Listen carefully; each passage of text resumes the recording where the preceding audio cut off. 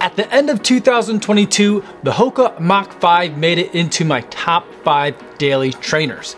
But given that there's no rubber on the outsole, how did this shoe hold up in the long term? This is the Hoka Mach 5 after 100 miles.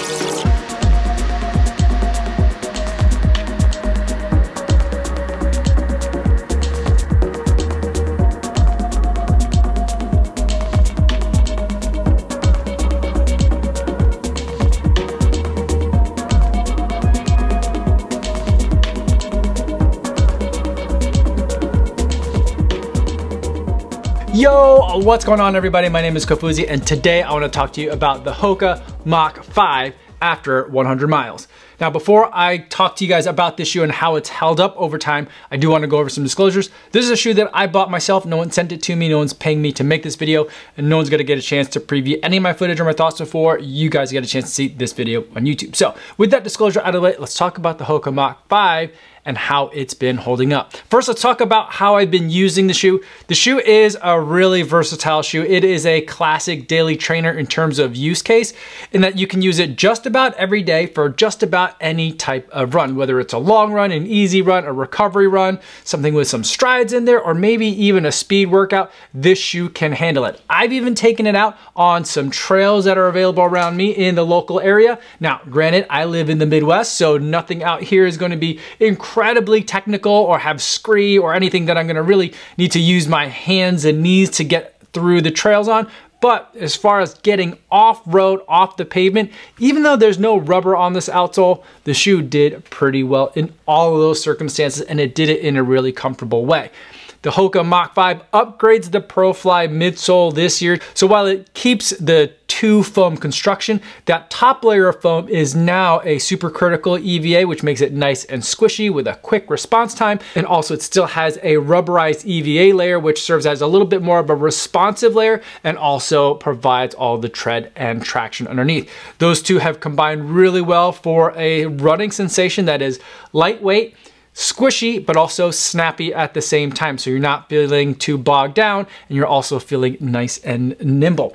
It also, I think, looks really great. So it's been pretty versatile in both the fact that I can use it for running, but also it's a really nice travel shoe or just everyday wearing around shoe. Just about the only problem that I had with this shoe, and it's not really even a problem, is that I feel like the fit is a little bit on the voluminous side. So for some of you, that might be the biggest plus that this shoe provides.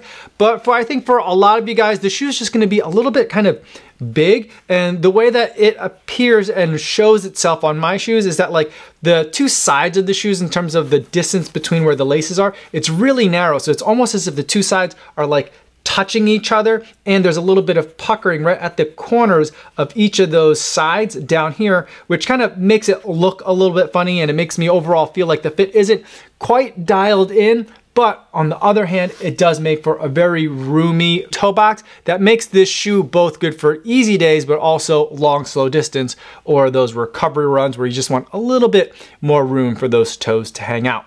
Now, while I think that most people will agree that the Hoka Mach 5 is a fantastic shoe to run in, where a lot of people get hung up is the fact that there isn't any rubber protecting this midsole from undue wear and tear. So let's take a look at how it's been holding up. And I will say that compared to, say, like a traditional rubber outsole, it looks like there's more wear here. But I also feel like the midsole feeling, that responsiveness, that squishiness, all those good sensations, the things that make this shoe so exciting to run in, are still definitely here at the 100-mile mark. The shoe is still a lot of fun to be able to run in. And I feel like the shoe is still holding up really well, even if I take it off-road or into some softer surfaces. So neither is it a big traction issue, nor is it a big durability issue, at least for me. Your mileage will literally vary depending on the types of terrain that you run on and your specific gait and size.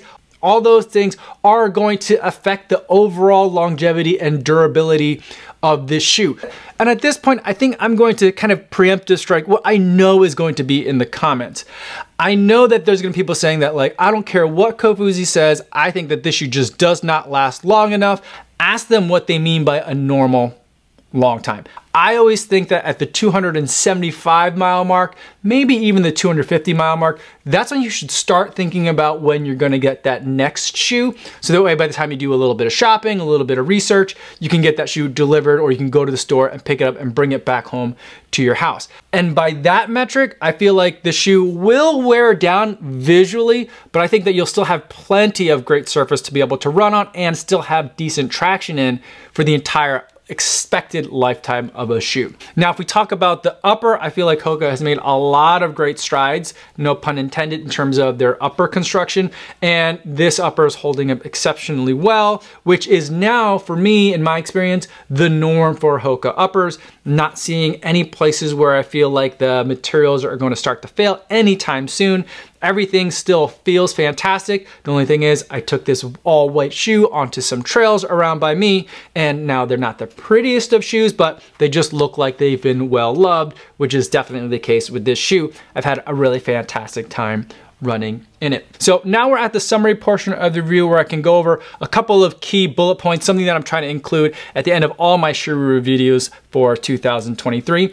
And I will say that the Hoka Mach 5 is best for your everyday training needs. So kind of a jack of all trades, easy runs, long runs, strides, workouts. It can kind of do it all. I've taken it on runs up to 20 miles and it's been fantastic for me. Now, if you're looking at the Hoka Mach 5, I think some other shoes you will probably also be considering, or if you're not, you probably should. Those two shoes would be the New Balance Rebel version 3. I think there's a lot of similarities in the feel. This one feels a little bit lighter, but it's a little bit lower to the ground, a little bit less on that cushiony side.